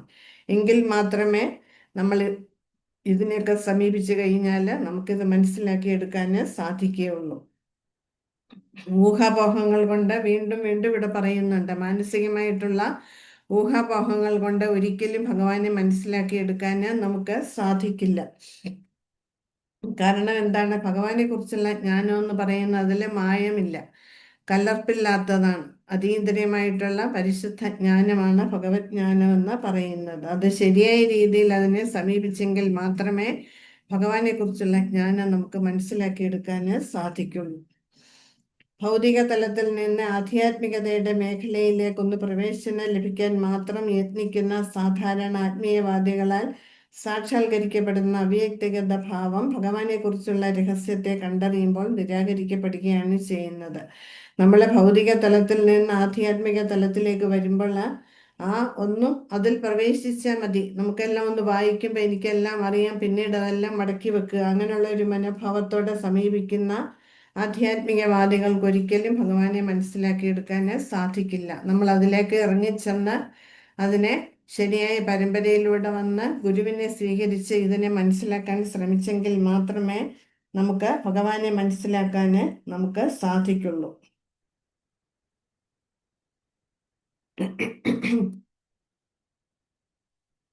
ഭഗവാന്റെ ശ്രീല പ്രഭുപാദർ പറയുന്നുണ്ട്, നമ്മൾ ഭഗവാന്റെ നിർദ്ദേശങ്ങൾ അനുസരിക്കാൻ തയ്യാറാവണം. ഭഗവത്ഗീത, ഭാഗവതം മുതലായവ വായിച്ച് നമ്മൾ മനസ്സിലാക്കി എടുക്കണം. നമുക്കൊന്നും അറിയില്ല എന്ന് പറയുന്ന ഒരു മനോഭാവത്തോടെ വേണം നമ്മൾ ഭഗവാനെ സമീപിക്കാനാണ്. ഭഗവാനും ഒരു വ്യക്തിയാണ്, ഭഗവാനും നമ്മളെ പോലുള്ള ഗുണങ്ങളുണ്ട്, നമ്മളെ പോലെ ഒരു വ്യക്തിയാണ്. പക്ഷേ അതീന്ദ്രിയ ശരീരിയാണ്, സച്ചിദാനന്ദ സ്വരൂപനാണ്. നമുക്ക് ഇഷ്ടാനിഷ്ടങ്ങളുണ്ട് ഇല്ലേ? അതുപോലെ ഭഗവാനും ഉണ്ട്, ഇഷ്ടങ്ങളും അനിഷ്ടങ്ങളും എല്ലാം ഭഗവാനുണ്ട്. അത് നമ്മൾ മനസ്സിലാക്കാൻ നമ്മൾ പരിശ്രമിക്കുകയാണ് ചെയ്യേണ്ടത്. ഹരേ കൃഷ്ണ. ഇനി നമുക്ക് 53-ാമത്തെ ശ്ലോകം. അഹമേവാസമേവാഗ്രേ നാന്യദ്യ സത്പരം പശ്ചാദഹം യദേ തച്ഛ യോ അവശിഷ്യേത സോ അസ്മ്യഹം. ഈ 53 മുതലാണ് ഭാഗവതത്തിന്റെ മൂല ശ്ലോകങ്ങൾ തുടങ്ങുന്നത്. ഹരേ കൃഷ്ണ. ആരെങ്കിലും വായിക്കും? മദതി 2:9 നമ്പർ എത്ര ശ്ലോകത്തിന്റെ? 2:9, 33 മുതൽ 36 വരെ. 31 മുതൽ 36 പക്ഷെ ഇപ്പൊ നമ്മൾ എടുത്ത 2 ശ്ലോകങ്ങളും അല്ല, 33, 34, 35, 36 4 ശ്ലോകങ്ങൾ. 2:9, 33, 36. ശരി ശരി. ഹരേ കൃഷ്ണ മാതാജി. ഹരേ കൃഷ്ണ. ഹരേ കൃഷ്ണ. വാസുദേവം. അഹമേവ ചതുർശ്ലോകി ഭാഗവതം. ശ്രീ ഭഗവാൻ വച അഹമേവ സമീപാഗ്രേ നാന്യത സതതത്പരം പശ്ചാദഹം യദേ തച്ഛായോ വിശിഷ്ടത സൗസ്മ്യഹം. ഹരേ കൃഷ്ണ. ഹരേ കൃഷ്ണ. വാസുദേവം. അഹമേവ സമീപാഗ്രേ നാന്യത്ര സതത്പരം പശ്ചാദഹം യദേ തച്ഛ യേ അവശിഷ്യത സോ അഹം. ഹരേ കൃഷ്ണ മാതാജി. ഹരേ കൃഷ്ണ. അഹമേവാസമേവാഗ്രേ നാന്യദ്യ സത്പരം പശ്ചാദഹം യദേ തച്ഛ യോ അവശിഷ്യേത സോ അസ്മ്യഹം. ഈ എഫിന്റെ മാതിരി ചരിച്ചിട്ടിരിക്കുന്നത് ആ സൗണ്ടാണ്. അപ്പൊ നമ്മളവിടെ ആ ഉച്ചരിക്കണം. അവശിഷ്യേത സോ അസ്മ്യഹം എന്ന് വേണം അത് ഉച്ചരിക്കാൻ. വിവർത്തനം. പദാനുപദം. അഹം ഞാൻ, ഏവ തീർച്ചയായും, ആസം ഉണ്ടായിരുന്നു, ഏവ മാത്രം, അഗ്രേ സൃഷ്ടിക്കു മുൻപ്, ന ഒരിക്കലും, അന്യത് മറ്റൊന്നും, യത് ഏതോ അത്, സത് ഫലം, അസത് കാരണം, പരം പരമമായ, പശ്ചാത് അന്ത്യത്തിൽ, അഹം ഞാൻ, യത് ഏതത് ഈ സൃഷ്ടി, ച യ ആര്, അവശിഷ്യേത അവശേഷിക്കുന്നു, സ അത്, അസ്മി ആകുന്നു, അഹം പരമദിവ്യോത്തമ പുരുഷനായ ഞാൻ. വിവർത്തനം. ഈ വിശ്വസൃഷ്ടിക്ക് മുൻപ് ഞാൻ മാത്രമാണുള്ളത്. സ്ഥൂലമോ സൂക്ഷ്മമോ മൗലികമോ ആയ യാതൊരു പ്രതിഭാസവും അപ്പോഴില്ല. സൃഷ്ടിക്ക് ശേഷം എല്ലാറ്റിലും ഞാനാണുള്ളത്. സംഹാരത്തിന് ശേഷവും ഞാൻ മാത്രം അവശേഷിക്കുന്നു. ഭാവാർത്ഥം: അഹം എന്നാൽ ഞാൻ എന്നർത്ഥം. അതുകൊണ്ട് അഹം എന്ന് പറയുന്ന വക്താവിന് നിശ്ചയമായും സ്വന്തം വ്യക്തിത്വം ഉണ്ടായിരിക്കണം. മായാവാദി തത്വജ്ഞാനികൾ അഹം എന്ന വാക്കിനാൽ അവ്യക്തിഗത ബ്രഹ്മത്തെയാണ് പരാമർശിക്കുന്നത്. മായാവാദികൾ അവരുടെ വ്യാകരണ ജ്ഞാനത്തിൽ വളരെ അഭിമാനം കൊള്ളുന്നവരാണ്. പക്ഷേ യഥാർത്ഥ വ്യാകരണ ജ്ഞാനമുള്ള ഏതൊരു വ്യക്തിക്കും അഹം എന്ന വാക്കിന്റെ അർത്ഥം ഞാൻ എന്നാണെന്നും ഞാൻ എന്ന പദം പരാമർശിക്കുന്നത് ഒരു വ്യക്തിത്വത്തെയാണെന്നും മനസ്സിലാക്കാൻ കഴിയും. അതുകൊണ്ട് ഭഗവാൻ ബ്രഹ്മാവിനോട് സംസാരിക്കുമ്പോൾ തന്നുടെ അതീന്ദ്രിയ രൂപത്തെക്കുറിച്ച് വിവരിക്കവേ അഹം എന്ന പദം ഉപയോഗിക്കുന്നു. അഹം എന്ന വാക്കിന് നിശ്ചിതമായ ഒരർത്ഥമുണ്ട്. അത് ആർക്കും തന്നിഷ്ടത്തിന് വ്യാഖ്യാനിക്കാൻ കഴിയുന്ന അവ്യക്തമായ ഒരു പദമല്ല. അഹം എന്ന വാക്ക് കൃഷ്ണനാൽ പറയപ്പെടുമ്പോൾ അത് പരാമർശിക്കുന്നത് പരമദിവ്യോത്തമ പുരുഷനായ ഭഗവാനെ അല്ലാതെ മറ്റൊന്നിനെയുമല്ല. അഹം എന്ന് പറഞ്ഞാല് ഞാൻ, നമ്മളെപ്പോഴും ഉപയോഗിക്കുന്ന വാക്കാണ് ഇല്ലേ? ഞാൻ എൻ്റേത് എന്ന് നമ്മൾ മിക്കപ്പോഴും നമ്മൾ ഉപയോഗിക്കുന്ന വാക്കാണ്. അപ്പൊ അഹം എന്ന് പറഞ്ഞാല് ഞാൻ എന്നാണ് അർത്ഥം ഇവിടെ, അല്ലേ? ഭഗവാൻ ബ്രഹ്മാവിന് പറഞ്ഞു കൊടുക്കുന്നതാണ് ഈ മൂല ശ്ലോകങ്ങളെല്ലാം. അപ്പൊ ഇവിടെ അഹമെന്ന് ഉപയോഗിക്കുന്നത് ആരെ സൂചിപ്പിക്കുന്നതാണ്? ഭഗവാനെ സൂചിപ്പിക്കുന്നതാണ്. ഇപ്പം മായാവാദികളാണെങ്കിൽ അവർ അഹം എന്ന് പറയുന്നത് ഞാൻ എന്ന് പറയുന്നത് കൊണ്ട് അവർ ഉദ്ദേശിക്കുന്നത് എന്താണ്? അവ്യക്തിഗത ബ്രഹ്മം. അതായത് ഞാനും ബ്രഹ്മം, ഞാനും നാരായണൻ, നീയും നാരായണൻ. അപ്പൊ മായാവാദികൾ അവ്യക്തിഗത ബ്രഹ്മത്തെയാണ് ഞാൻ എന്ന പദം കൊണ്ട് സൂചിപ്പിക്കുന്നത്. കാരണം എന്താ? അവർക്ക് അറിവ് കുറവാണ്. ഭഗവാനെ കുറിച്ച് അവർക്ക് അറിയില്ല. അവര് ബ്രഹ്മത്തിലെത്തി ഇവിടെ നിൽക്കുകയാണ്. അപ്പൊ അവരുടെ തുച്ഛമായ അറിവ് കൊണ്ട് അവര് അതിൽ അഹങ്കരിച്ച് ഗർവ് കാണിച്ച് നടക്കുന്നവരാണ്. പക്ഷേ ഏതൊരാൾക്കും മനസ്സിലാകും ഞാൻ എന്ന് പറയുന്നത് എന്താണ്? ഒരു വ്യക്തിയാണ്. ഇപ്പൊ ഞാൻ എന്ന് പറഞ്ഞാൽ ഞാനൊരു വ്യക്തിയാണ് ഇല്ലേ? ഇപ്പൊ നിങ്ങൾ ഞാൻ എന്ന് പറഞ്ഞാലോ, നിങ്ങൾ ഓരോരുത്തരും വ്യക്തിയാണ്. നിങ്ങളുടെ വ്യക്തിത്വത്തെയാണ് ആ ഞാൻ എന്ന പദം കൊണ്ട് സൂചിപ്പിക്കുന്നത്. അപ്പം ഇവിടെ ഞാൻ എന്ന് പറയുമ്പോൾ ഈ ശ്ലോകത്തിൽ നമ്മൾ അർത്ഥം എടുക്കേണ്ടത് ഭഗവാൻ എന്നാണ്. ഭഗവാൻ ബ്രഹ്മാവിനോട്, പരമദിവ്യോത്തമ പുരുഷനായ ഭഗവാൻ ബ്രഹ്മാവിനോട് ഭഗവാനെ കുറിച്ചുള്ള ജ്ഞാനം വിവരിച്ചു കൊടുക്കുകയാണ് ചെയ്യുന്നത്. അപ്പോൾ ഇവിടെ ഞാൻ എന്ന് സൂചിപ്പിക്കുന്നത് ഭഗവാനെയാണ്. അപ്പൊ അഹം എന്ന പദത്തിന് പ്രത്യേകമായിട്ടുള്ള അർത്ഥമുണ്ട്. അത് ഇവിടെ ഈ ശ്ലോകത്തിലെ പരമദിവ്യോത്തമ പുരുഷനായ ഭഗവാൻ എന്നാണ് നമ്മൾ അർത്ഥമെടുക്കേണ്ടത്. അത് നമുക്ക് തോന്നിയപടി അതിനെ വ്യാഖ്യാനിക്കാനേ നമുക്ക് സാധിക്കില്ല. ഭഗവാൻ പറയുമ്പോൾ അത് ഭഗവാനെയാണ് അഹം എന്ന പദം ഉപയോഗിക്കുന്നത്. ഇപ്പൊ ഞാൻ പറയുമ്പോൾ അത് എന്നെയാകും, നിങ്ങൾ പറയുമ്പോൾ അത് നിങ്ങൾ ഓരോരുത്തരെയുമായിട്ടാണ് അത് സൂചിപ്പിക്കുക. സൃഷ്ടിക്ക് മുൻപും അതിന്റെ വിഘടനത്തിന് ശേഷവും പരമപുരുഷനും അവിടുത്തെ പാർഷദന്മാർക്കും അല്ലാതെ മറ്റൊന്നിനും അസ്തിത്വമില്ല. ആ സമയത്തെ ഭൗതിക തന്മാത്രകൾക്കും അസ്തിത്വമില്ല. വൈദിക സാഹിത്യത്തിൽ ഇത് സ്ഥിരീകരിച്ചിട്ടുണ്ട്. വാസുദേവോവായുധം അഗ്ര ആസി ന ബ്രഹ്മ നച ശങ്കരഃ. സൃഷ്ടിക്ക് മുൻപ് ബ്രഹ്മാവിനോ ശിവനോ അസ്തിത്വം ഉണ്ടായിരുന്നില്ലെന്നും വിഷ്ണു മാത്രമാണ് ഉണ്ടായിരുന്നതെന്നുമാണ് ഈ മന്ത്രത്തിന്റെ സാരം. വിഷ്ണു അവിടുത്തെ ധാമമായ വൈകുണ്ഠങ്ങളിൽ നിലകൊള്ളുന്നു. ആത്മീയ ആകാശത്തിൽ അസംഖ്യം വൈകുണ്ഠ ലോകങ്ങളുണ്ട്. അവ ഓരോന്നിലും വിഷ്ണു തന്റെ പാർഷദന്മാരോടും അനുസാരികളോടും കൂടി വസിക്കുന്നു. ഭൗതിക സൃഷ്ടി ആനുകാലികമായി വിഘടിക്കുമെങ്കിലും ഒരിക്കലും വിനാശമില്ലാത്ത മറ്റൊരു വിധാനമുണ്ടെന്ന് ഭഗവത്ഗീതയിൽ സ്ഥിരീകരിച്ചിട്ടുണ്ട്. സൃഷ്ടി എന്ന പദം ഭൗതിക സൃഷ്ടിയാണ് പരാമർശിക്കുന്നത്. എന്തുകൊണ്ടെന്നാൽ ആധ്യാത്മിക ലോകത്തിൽ എല്ലാറ്റിനും ശാശ്വതമായ അസ്തിത്വമുണ്ട്. അവിടെ സൃഷ്ടിയോ സംഹാരമോ ഇല്ല.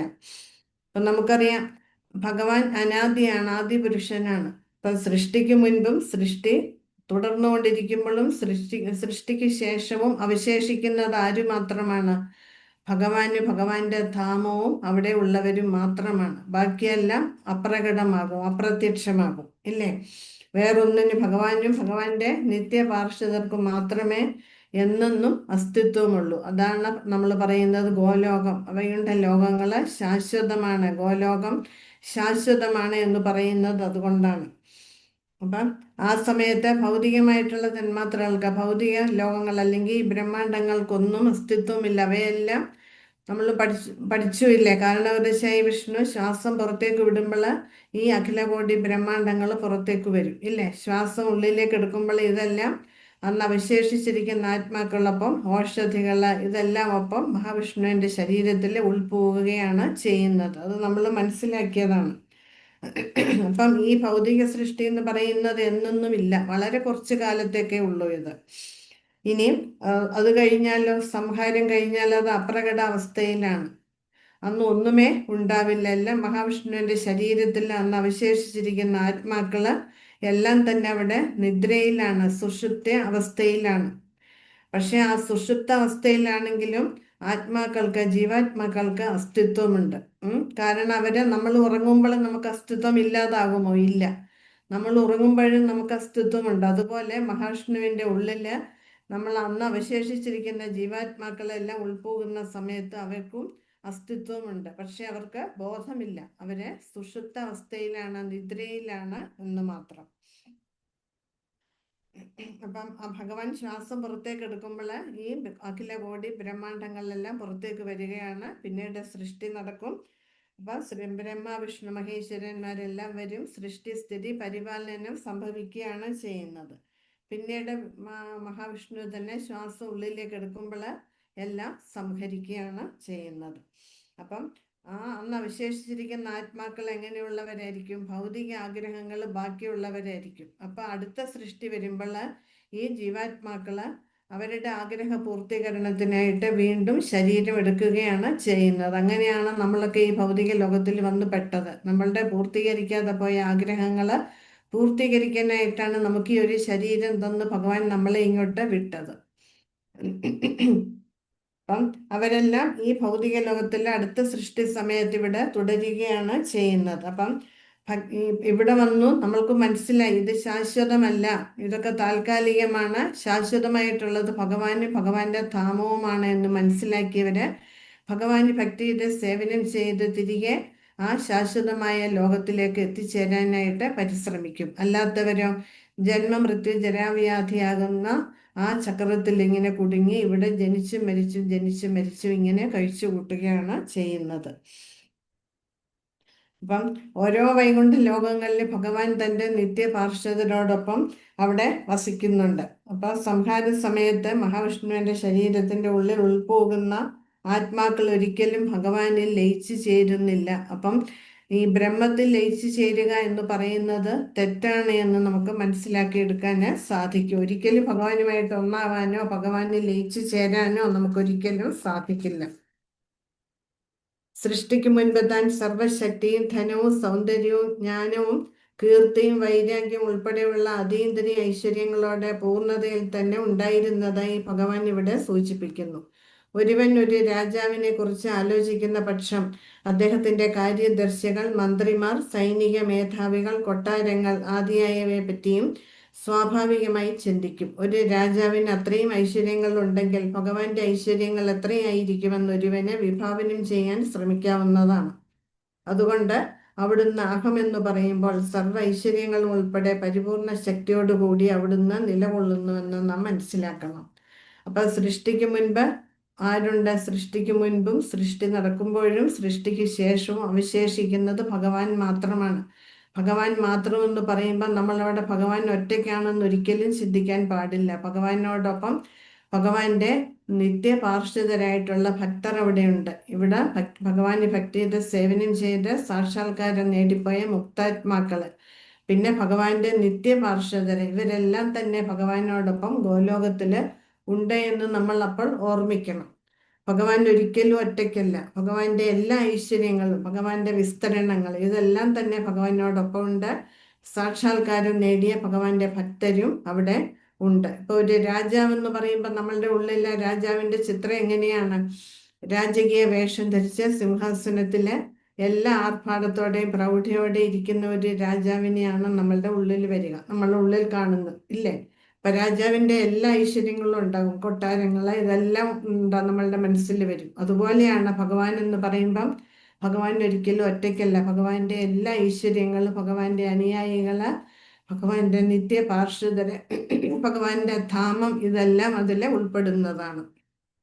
അപ്പം ഭഗവാൻ അഹം എന്നല്ലെങ്കിൽ ഞാൻ എന്ന് പറയുമ്പോൾ ഭഗവാൻ നമ്മളെ പോലെ ഒറ്റയ്ക്കല്ല. നമ്മളൊക്കെ ഒറ്റയ്ക്കാണ്. ഞാൻ എന്ന് പറഞ്ഞാൽ ഞാൻ ഒറ്റയാണ്. പക്ഷേ ഭഗവാൻ അങ്ങനെയല്ല. ഭഗവാന്റെ എല്ലാ ഐശ്വര്യങ്ങളും ഉണ്ട്. ഭഗവാന്റെ വിസ്തരണങ്ങൾ ഇതെല്ലാം അഹം എന്ന പദത്തിൽ ഉൾപ്പെടും.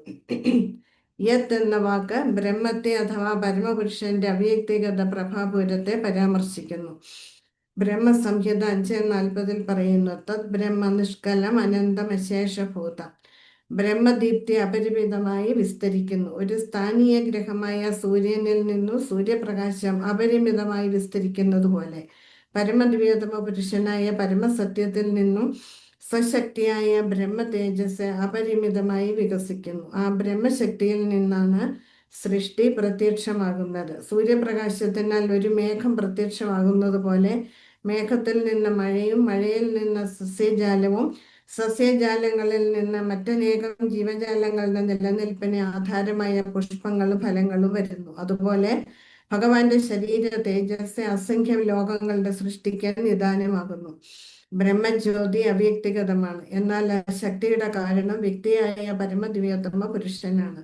അവിടുന്ന് നിന്ന്, അവിടുത്തെ നിവാസങ്ങളായ വൈകുണ്ഠങ്ങളിൽ നിന്ന് ബ്രഹ്മജ്യോതി ഉത്ഭവിക്കുന്നു. അവിടുന്ന് ഒരിക്കലും നിരാകാരനല്ല. അവ്യക്തവാദികൾക്ക് ബ്രഹ്മജ്യോതിയുടെ ഉറവിടം മനസ്സിലാക്കാൻ കഴിയാത്തതിനാൽ ഈ അവ്യക്തിഗത ബ്രഹ്മത്തെ പരമലക്ഷ്യമായി അവർ തെറ്റിദ്ധരിക്കുന്നു. എന്നാൽ ഉപനിഷത്തുകളിൽ പ്രസ്താവിച്ചിട്ടുള്ളതുപോലെ ഒരുവന് ഭഗവാന്റെ മുഖം ദർശിക്കണമെങ്കിൽ ഈ അവ്യക്തിഗത ജ്യോതിയെ മറികടന്നു പോകണം. ഒരുവന് സൂര്യപ്രകാശത്തിന്റെ ഉറവിടത്തിൽ എത്തിച്ചേരണമെങ്കിൽ സൂര്യപ്രകാശത്തിലൂടെ സഞ്ചരിച്ച് സൂര്യനിൽ എത്തിച്ചേരുകയും പിന്നീട് സൂര്യദേവനെ അവിടെ സന്ധിക്കുകയും ചെയ്യണം. ശ്രീമദ് ഭാഗവതം വിശദമാക്കുന്നത് പോലെ പരമനിരപേക്ഷ സത്യം പരമപുരുഷനായ ഭഗവാനാണ്.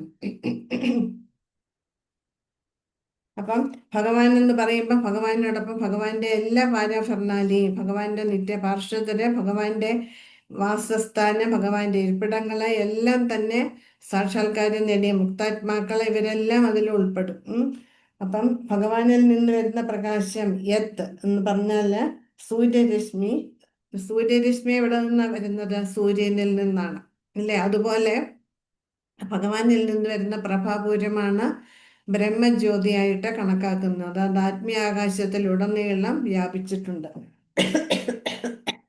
ആ പ്രകാശം ആധ്യാത്മിക ലോകത്തിൽ പ്രകാശം കൊടുക്കുന്നു. അതുപോലെ തന്നെ ഭൗതിക പ്രകൃതിയിലും അനുസ്യൂതം നമുക്ക് ആ പ്രകാശം പ്രവഹിക്കുകയാണ് ചെയ്യുന്നത്. ആ പ്രകാശമാണ് സൂര്യന്റെ പ്രകാശം എന്ന് പറയുന്നത്. അപ്പം നമുക്കറിയാം, ഭൗതിക സൃഷ്ടി എന്ന് പറയുന്നത് 1/4 ഭാഗം മാത്രമേ ഉള്ളൂ. കൂടുതലും എന്താണ്? ആധ്യാത്മിക ലോകമാണ്. 3 ഭാഗവും ആധ്യാത്മിക ലോകമാണ്. അപ്പം നമുക്ക് നമ്മുടെ ഭൂമിയിൽ പച്ചപ്പുള്ള, ഇപ്പം ചൂടാകുമ്പോ എല്ലാം ഉണങ്ങിക്കിടക്കുകയാണ്, ഇല്ലേ? അതേസമയം മഴ പെയ്താലോ അതിവേഗം പച്ചപ്പ് നിറയും, ഇല്ലേ? അതേപോലെയാണ് എല്ലാ തരത്തിലുള്ള നിലനിൽപ്പ്. അപ്പൊ നമ്മുടെ അസ്തിത്വം എന്ന് പറയുന്നത്, അതിന്റെ നിലനിൽപ്പ് എന്ന് പറയുന്നത് ഇതാണ്, ഭഗവാനാണ്. ഭഗവാനിൽ നിന്നാണ് എല്ലാം വരുന്നത്. ഭഗവാന്റെ ശരീരത്തിലെ പ്രഭാപൂരം എന്ന് പറയുന്നത് അവ്യക്തിഗത ബ്രഹ്മം, അതായത് ബ്രഹ്മജ്യോതിയാണ്. ആ ബ്രഹ്മജ്യോതിയാണ് സൃഷ്ടിക്ക് കാരണമാകുന്നതും. അതായത് അഖിലകോടി ബ്രഹ്മാണ്ടങ്ങൾക്ക് കാരണം ഈ ബ്രഹ്മജ്യോതിയാണ്. അതായത് കാരണം നമ്മൾ പറയും സൃഷ്ടിക്ക് കാരണം ഭഗവാനാണ് എന്ന്, ഇല്ലേ? കാരണം ഈ പ്രഭാപൂരം അല്ലെങ്കിൽ ബ്രഹ്മജ്യോതി എവിടെ നിന്നാണ് വരുന്നത്? ഭഗവാനിൽ നിന്നാണ്. അതുകൊണ്ടാണ് നമ്മൾ കാരണം ഭഗവാനാണ് എന്ന് പറയുന്നത്. പക്ഷെ അവ്യക്തിഗതവാദികൾക്ക് ഈ ബ്രഹ്മത്തെ മനസ്സിലാക്കാനേ കഴിവുള്ളൂ. ആ ബ്രഹ്മത്തിന്റെ ഉറവിടമായ ഭഗവാനെ മനസ്സിലാക്കാനുള്ള സവിശേഷ ബുദ്ധി അവർക്കില്ല. അതുകൊണ്ടാണ് അവർ പറയുന്നത് ബ്രഹ്മമാണ് അന്തിമ ലക്ഷ്യം, ബ്രഹ്മത്തിൽ ലയിച്ചു ചേരുക, അതാണ് അവർ മോക്ഷം എന്നവര് കണക്കാക്കുന്നത്. അതാണ് പരമസത്യമായിട്ട് ബ്രഹ്മത്തെയാണ് അവര് കണക്കാക്കുന്നത്. ആ ബ്രഹ്മമാണ് മനുഷ്യരൂപം കൊണ്ടുവന്ന് വൃന്ദാവനത്തിലെ ലീലകൾ നടത്തിയതെന്നാണ് അവര് വ്യാഖ്യാനിക്കുന്നത്. കാരണം അവരതിലെത്തി നിൽക്കുന്നതേ ഉള്ളൂ. അതിനപ്പുറത്തേക്ക് കടന്നെങ്കിൽ മാത്രമേ ഭഗവാനെ മനസ്സിലാക്കാൻ അവർക്ക് സാധിക്കുള്ളൂ. ആ പ്രകാശത്തിന് എപ്പോഴും ഒരു സ്രോതസ്സുണ്ട്, ഇല്ലേ? വെറുതെ പ്രകാശം വരുമോ? ഇല്ല, അതിനൊരു ഉറവിടമുണ്ട്. ഇപ്പൊ നമ്മൾ ടോർച്ച് അടിക്കുന്നു, ആ ടോർച്ചാണ് പ്രകാശത്തിന്റെ സ്രോതസ് എന്ന് പറയുന്നത്. ഇപ്പം ബൾബ് കത്തുന്നു, ആ ബൾബാണ്, ആ കറണ്ട്, ഇലക്ട്രിസിറ്റിയാണ് ബൾബിലൂടെ പ്രകാശമായിട്ട് പുറത്തേക്ക് വരുന്നത്, ഇല്ലേ? ഇപ്പൊ സൂര്യപ്രകാശം എന്ന് പറയുന്നത് സൂര്യനിൽ നിന്ന് വരുന്നതാണ്. അതുപോലെ ബ്രഹ്മജ്യോതി എന്ന് പറയുന്നത് ഭഗവാന്റെ ശരീരത്തിലെ തേജസ്സാണ്. അതിന്റെ ഉറവിടം ഭഗവാനാണ്. ആ ഉറവിടം എന്താണ് എന്ന് അന്വേഷിക്കാനുള്ള ബുദ്ധി മായാവാദികൾക്കില്ല. ഈശോപദേശത്തിൽ പറയുന്നുണ്ട്, ഭഗവാനെ അങ്ങ് ഈ പ്രഭയാകുന്ന ആവരണം നീക്കിയാലും എന്ന് പറയുന്നുണ്ട്. ആ നീക്കിത്തന്നെങ്കിൽ മാത്രമേ ആ പരമസത്യത്തെ എനിക്കത് കാണാൻ സാധിക്കുള്ളൂ എന്ന് പറയുന്നുണ്ട്. ഇപ്പൊ സൂര്യനെ നമ്മൾ കാണണമെങ്കിൽ നമ്മൾ സൂര്യപ്രകാശത്തിലൂടെ സഞ്ചരിക്കണം. എങ്കിൽ മാത്രമേ ആ സൂര്യപ്രകാശത്തിലൂടെ നമ്മൾ നോക്കിയെങ്കിൽ മാത്രമേ സൂര്യൻ നിൽക്കുന്നത് കാണാൻ സാധിക്കുകയുള്ളൂ. അതുപോലെ ഭഗവാന്റെ പ്രഭാപുരത്തിലൂടെ കടന്നു പോയെങ്കിൽ മാത്രമേ ഭഗവാനെ മനസ്സിലാക്കാൻ. അതായത് ബ്രഹ്മേതി പരമാത്മേതി ഭഗവാൻ ഇതി ശബ്ദതേ ശ്രീമദ് ഭാഗവതത്തിൽ പറയുന്നുണ്ട്. വദന്തി തത്വം യജ്ഞാനം അവ്യേയം ബ്രഹ്മേതി പരമാത്മേതി ഭഗവാൻ ഇതി ശബ്ദതേ. ഭഗവാനെ മനസ്സിലാക്കണമെങ്കിൽ ആദ്യം ബ്രഹ്മൻ റിയലൈസേഷൻ, ബ്രഹ്മസാക്ഷാത്കാരം നേടണം, പരമാത്മ സാക്ഷാത്കാരം നേടണം, പിന്നീട് ഭഗവത് സാക്ഷാത്കാരം. ബ്രഹ്മമെന്ത്, പരമാത്മാവാര്, ഭഗവാൻ ആര്, ഇങ്ങനെയാണ് ഭഗവാനെ മനസ്സിലാക്കുന്നതിനുള്ള സ്റ്റെപ്പ്. അങ്ങനെ പോയെങ്കിൽ മാത്രമേ ഭഗവാനെ ശരിയായ രീതിയിൽ മനസ്സിലാക്കിയെടുക്കാൻ സാധിക്കുള്ളൂ. ഇനി അടുത്ത പാരഗ്രാഫ്. സത് സത് എന്നാൽ പരിണാമമെന്നും അസത്ത് എന്നാൽ ഹേതു എന്നുമാണ് അർത്ഥം. പരം പരിണാമത്തിനും കാരണത്തിനും അതീതമായ പരമസത്യത്തെ പ്രതിപാദിക്കുന്നു. പ്രഭു അടുത്ത പാരഗ്രാഫ് സത്ത് യത് കഴിഞ്ഞിട്ടുള്ള പാരഗ്രാഫ്. സൃഷ്ടിയുടെ കാരണത്തെ മഹത്തത്വം അഥവാ സമഗ്ര ഭൗതിക ശക്തി എന്ന് വിളിക്കുന്നു. അതിന്റെ ഫലം സൃഷ്ടി തന്നെയാണ്. എന്നാൽ പരിണാമമോ കാരണമോ ആരംഭത്തിൽ ഉണ്ടായിരുന്നില്ല. അവ ഭഗവാനിൽ നിന്ന് ഉത്ഭവിച്ചു, കാലത്തിന്റെ ശക്തി ഉൾപ്പെടെ. ഇത് വേദാന്ത സൂത്രത്തിൽ പറഞ്ഞിട്ടുണ്ട്. ജന്മാദി അസ്യേതഃ.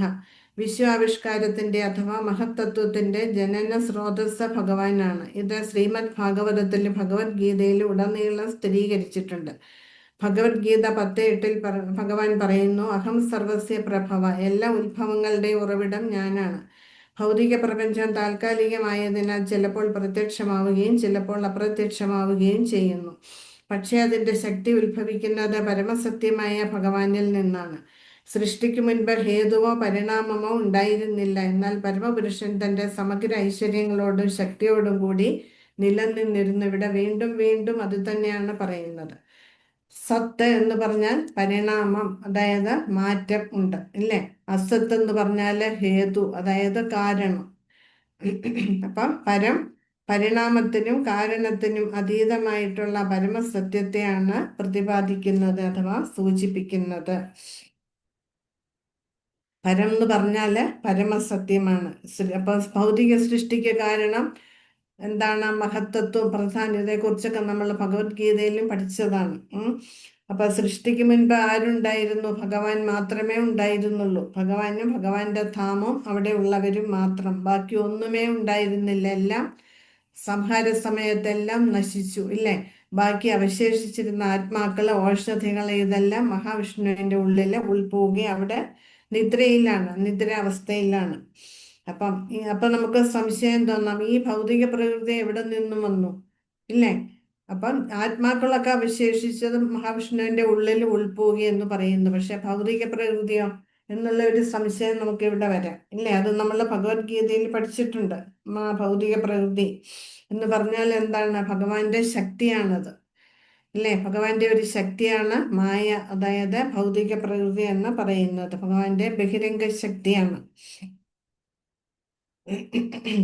അപ്പം മഹാവിഷ്ണു, അതായത് കാരണോദശായി വിഷ്ണു, ഈ ബ്രഹ്മന്റെ, അതായത് ബ്രഹ്മജ്യോതിയുടെ ഒരു ഭാഗത്തെ ആവരണം ചെയ്യുന്നു. അവിടെ ഇരുണ്ടതാണ്. ആവരണം ചെയ്യുന്ന ഭാഗം ഇരുട്ടിലാണ്. അത് മഹത്തത്വത്താലാണ് ആവരണം ചെയ്യുന്നത്. അപ്പോൾ അപ്പൊ അതുകൊണ്ടാണ് പറയുന്നത് സൃഷ്ടിക്ക് കാരണം മഹത്തത്വമാണ്, അത് അജ്ഞതയാണ്. അതാണ് മായ എന്ന് പറയുന്നത്. ആ പ്രധാന്റെ, അതായത് മഹത്തത്വത്തിന്റെ ഒരു ഭാഗത്തെ ആവരണം ചെയ്ത് അത് മൂടി വെക്കുക ചെയ്യുന്നത്, ആ ഭാഗമാണ് മായ എന്ന് അറിയപ്പെടുന്നത്. അപ്പം അതാരാണ് അവിടെ ഉണ്ടാക്കിയത്? ഇതെല്ലാം ചെയ്യുന്നത് ആരാണ്? ശ്രീകൃഷ്ണ ഭഗവാനാണ്. ഇതെല്ലാം ഭഗവാൻ ചെയ്യുന്നതാണ്. അപ്പൊ ഈ മഹത്വത്തിൽ നിന്നാണ് സൃഷ്ടി മുഴുവനും നടക്കുന്നത്. മഹത്തത്വം അല്ലെങ്കിൽ പ്രധാൻ, ഈ പ്രധാനിൽ നിന്നാണ് സൃഷ്ടി തുടങ്ങുന്നത്. അത് എങ്ങനെ? കാലത്തിന്റെ പ്രഭാവം കൊണ്ട്. സൃഷ്ടിക്ക് കാലമാകുമ്പോൾ സൃഷ്ടി നടക്കും. സംഹാരത്തിന് കാലമാകുമ്പോൾ സംഹാരം നടക്കും. അപ്പം ഇതെല്ലാം കാലത്തിന്റെ പ്രഭാവത്തിലാണ് സൃഷ്ടിസ്ഥിതി സംഹാരങ്ങള് നടക്കുന്നത്. ഇപ്പം സൃഷ്ടിയുടെ കാരണം എന്ന് പറയുന്നത് മഹത്തത്വം, അതായത് ഈ വിശ്വപ്രപഞ്ചം സമഗ്ര ഭൗതിക ശക്തിയാണ്. അപ്പം പരിണാമമോ അല്ലെങ്കിൽ കാരണമോ ഇതൊന്നുമേ ഉണ്ടായിരുന്നില്ല. എല്ലാം ഭഗവാൻ മാത്രമായിരുന്നു അവശേഷിച്ചത്. ഭഗവാൻ മാത്രമേ ഉണ്ടായിരുന്നുള്ളൂ. ഭഗവാൻ മാത്രമേ ഉണ്ടായിരുന്നുള്ളൂ എന്ന് പറയുമ്പോൾ ഭഗവാൻ ഒറ്റയ്ക്കല്ല, ഭഗവാന്റെ എല്ലാ പാരാഫർണാലിയും മുക്താത്മാക്കളും ഭഗവാന്റെ ധാമവും മാത്രമേ ഉണ്ടായിരുന്നുള്ളൂ എന്നാണ് നമ്മൾ അർത്ഥമെടുക്കേണ്ടത്. പിന്നീട് സൃഷ്ടി നടന്നപ്പോൾ ഇതെല്ലാം ഭഗവാനിൽ നിന്ന് വീണ്ടും ഉത്ഭവിക്കുകയാണ് ചെയ്തത്. കാലത്തിന്റെ ആ ശക്തി ഉൾപ്പെടെ ഇത് നമ്മൾ ശ്രീമദ് ഭാഗവതത്തിന്റെ 1-ാമത്തെ ശ്ലോകം ജന്മാദ്യസ്യ അതയോ അന്വയാ ഇതരതശ്ചാർത്ഥേഷഭിജ്ഞസ്വരാട്, ആ ശ്ലോകത്തിൽ ഇത് വ്യാഖ്യാനിച്ചിട്ടുണ്ട്. അപ്പൊ വിശ്വാവിഷ്കാരത്തിന്റെ അഥവാ മഹത്തത്വത്തിന്റെ ജനന സ്രോതസ് എന്ന് പറയുന്നതായ സൃഷ്ടിക്ക് കാരണം, ആ ഭൗതിക പ്രകൃതിയുടെ സൃഷ്ടിക്ക് കാരണം ആരാണ്? ഭഗവാൻ മാത്രമാണ്. ഇത് ഭഗവത്ഗീതയിലും ഭാഗവതത്തിലും ഒക്കെ പറയുന്നുണ്ട്. ഭഗവത്ഗീതയിലെ 10-ാം അധ്യായത്തിലെ ചതുശ്ലോകി ഗീത, അതിൽ പറയുന്നുണ്ട് അഹം സർവസ്യ പ്രഭവോ മത്ത സർവം പ്രവർത്തതേ ഇതിമത്വ ഭജന്തേ മാ ബുദ്ധാഭാവ സമന്വിത. ആ 4 ശ്ലോകങ്ങളിൽ ഭഗവാൻ പറയുന്നുണ്ട്, ഇല്ലേ, എല്ലാത്തിൻ്റെ ഉറവിടം ഞാനാണ് എല്ലാവരിലും എല്ലാ ജീവജാലങ്ങളിലും ഞാനാണ് വ്യാപിച്ചിരിക്കുന്നത് എന്ന് മനസ്സിലാക്കിയവൻ ബുദ്ധിയുള്ളവരെ എന്നെ സേവിക്കുമെന്ന് ഭഗവാൻ പറയുന്നുണ്ട്. അപ്പോൾ ഈ ഭൗതിക പ്രപഞ്ചം എന്ന് പറയുന്നത് ശാശ്വതമാണോ? ഒരിക്കലുമല്ല. ഇത് കുറച്ചു നാളത്തേക്കാണ്. അത് കഴിഞ്ഞാൽ ഇത് നശിച്ചു പോവുകയാണ് ചെയ്യുക. ഇത് അപ്രത്യക്ഷമാകും, അപ്രകടമാകും. പക്ഷേ ഇതിന്റെ സ്രോതസ്, ഇത് ഉത്ഭവിക്കുന്നത് എവിടെ നിന്നുമാണ്? ഭഗവാനിൽ നിന്നുമാണ്. അപ്പം സൃഷ്ടിക്ക് മുൻപ് ഇതിനുള്ള ഒരു കാരണമോ അല്ലെങ്കിൽ എന്തെങ്കിലും മാറ്റങ്ങളോ ഇവിടെ ഉണ്ടായിരുന്നില്ല, ഒന്നുമേ ഉണ്ടായിരുന്നില്ല. പക്ഷേ ഭഗവാന്റെ എല്ലാ ഐശ്വര്യങ്ങളോടെയും ഭഗവാൻ അന്നും ഉണ്ടായിരുന്നു, എന്നും ഭഗവാനുണ്ട്. സൃഷ്ടിക്ക് മുൻപും സൃഷ്ടി ഇത് പരിപാലിക്കുമ്പോഴും സംഹാരം കഴിഞ്ഞാൽ സംഹാര സമയത്തൊക്കെ അവശേഷിക്കുന്നത് ആരാണ്? ശ്രീകൃഷ്ണ ഭഗവാനും ഭഗവാന്റെ ധാമവും ഭഗവാന്റെ ആ ഐശ്വര്യങ്ങൾ ഒപ്പുലൻസ് മാത്രമാണ് എന്നിവിടെ വീണ്ടും വീണ്ടും വീണ്ടും ശ്രീല പ്രഭുപാദരും കൃഷ്ണദാസ് കവിരാജ ഗോസ്വാമിയൊക്കെ നമ്മളെ ഉദ്ബോധിപ്പിക്കുകയാണ് ചെയ്യുന്നത്. എന്തിനു വേണ്ടിയിട്ടാണ്? ശ്രീ ചൈതന്യ മഹാപ്രഭു സ്വയം ശ്രീകൃഷ്ണ ഭഗവാനാണ് എന്ന് ആവർത്തിച്ച് ആവർത്തിച്ച് നമ്മളെ ഊട്ടി ഉറപ്പിക്കുകയാണ് ഈ ശ്ലോകങ്ങളിലൂടെ ചെയ്യുന്നത്.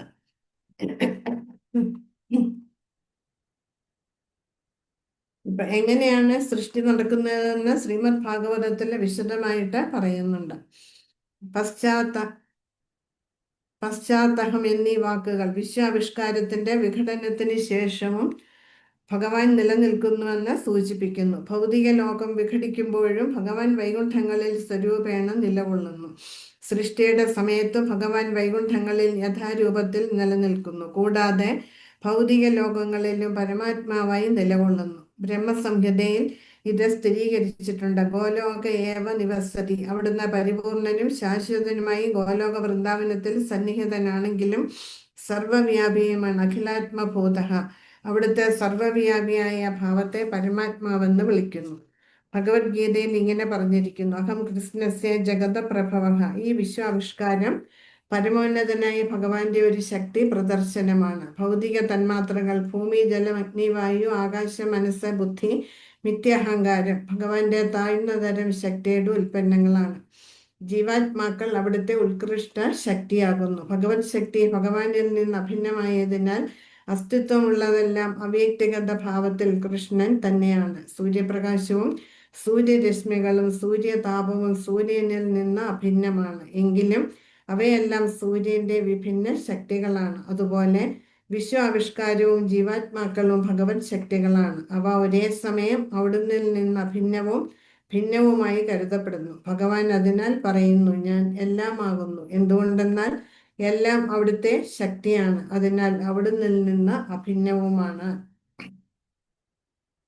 അപ്പം ഭഗവാൻ സൃഷ്ടി നടത്തുമ്പോൾ എല്ലാ ജീവജാലങ്ങളുടെ എല്ലാ ചരാചരങ്ങളുടെ ഉള്ളില് പരമാത്മ രൂപത്തില് ഭഗവാൻ പ്രവേശിക്കുകയാണ് ചെയ്യുന്നത്. അതേസമയം അങ്ങനെ പ്രവേശിക്കുകയും അതേസമയം വൈകുണ്ഠ ലോകങ്ങളിൽ ഭഗവാന്റെ സാന്നിധ്യമുണ്ട്. ഭഗവാൻ അവിടെ ഉണ്ട് താനും, അല്ലേ?